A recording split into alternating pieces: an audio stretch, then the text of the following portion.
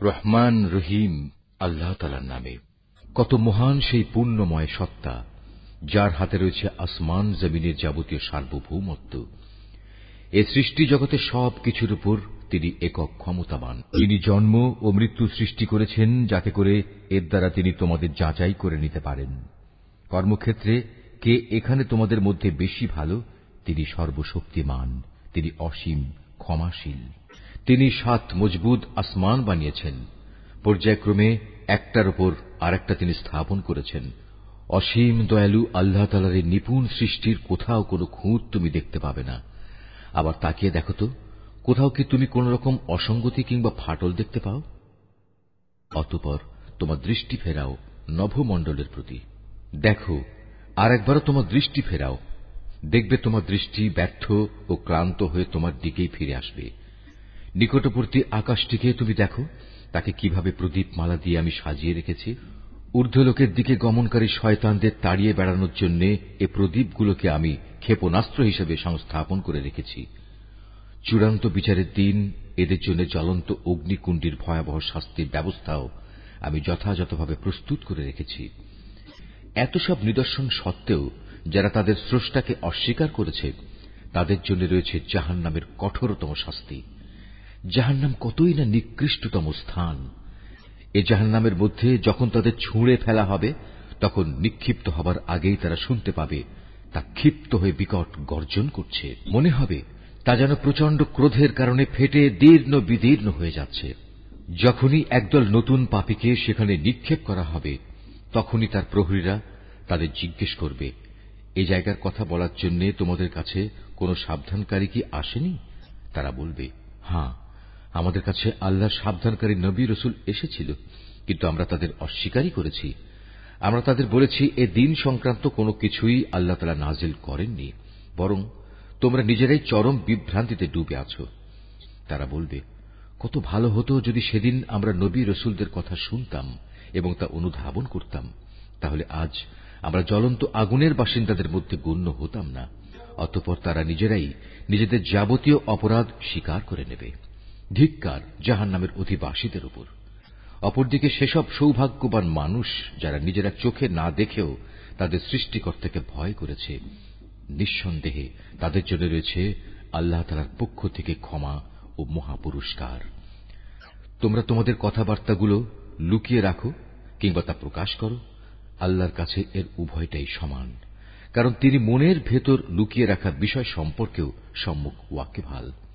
তিনি কি সৃষ্টি সম্পর্কিত যাবতীয় বিষয় জানবেন না, যিনি এর সবকিছু বানিয়েছেন?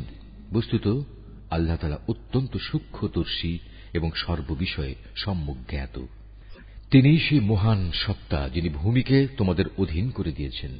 তোমরা যখন যেভাবে চাও এর অলিগলির মধ্যে দিয়ে চলাচল করো এবং এর থেকে উদ্গত রিজিক তোমরা উপভোগ করো।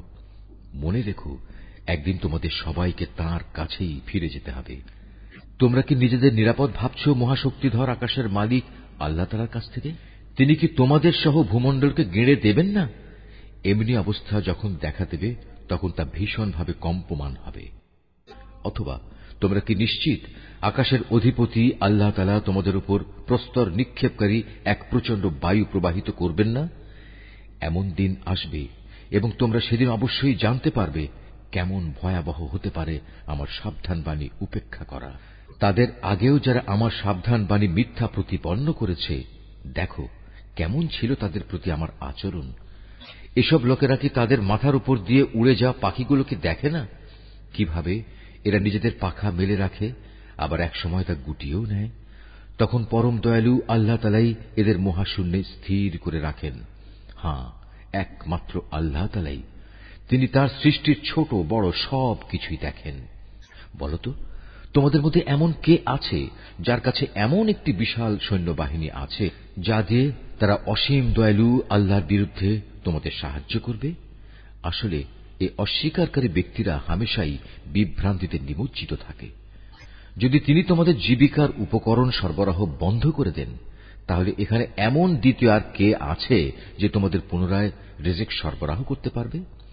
এ সত্ত্বেও এরা আল্লাহ তাআলার বিদ্রোহ এবং গোঁড়ামিতে অবিচল হয়ে রয়েছে। যে ব্যক্তি জমিনের উপর দিয়ে উপুড় হয়ে মুখে ভর দিয়ে চলে সে ব্যক্তি অধিক পরিমাণে হেদায়েত প্রাপ্ত, না যে ব্যক্তি জমিনে স্বাভাবিকভাবে সঠিক পথ ধরে চলে সে বেশি হেদায়েত প্রাপ্ত? হে নবী, তুমি এদের বলে দাও, হ্যাঁ, তিনিই তোমাদের পয়দা করেছেন, তিনি তোমাদের শোনার ও দেখার জন্য কান এবং চোখ দিয়েছেন, আরো দিয়েছেন চিন্তা করার মতো একটি অন্তর। কিন্তু তোমরা খুব কমই এসব দানের কৃতজ্ঞতা আদায় করো। এদের আরো বলো, তিনি এ ভূখণ্ডে তোমাদের সর্বত্র ছড়িয়ে রেখেছেন, আবার একদিন চারদিক থেকে তাঁরই সম্মুখে তোমাদের সবাইকে জড়ো করা হবে।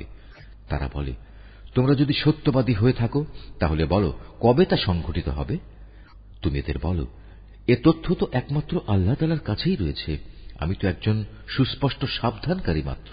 যখন সত্যি সত্যি এ প্রতিশ্রুতিটি তারা সংঘটিত হতে দেখবে যারা দুনিয়ার জীবনে অস্বীকার করেছিল, তখন তাদের সবার মুখমণ্ডল বিকৃত হয়ে যাবে এবং তাদের তখন বলা হবে, এ হচ্ছে সেই মহাধ্বংস যাকে তোমরা চ্যালেঞ্জ করতে।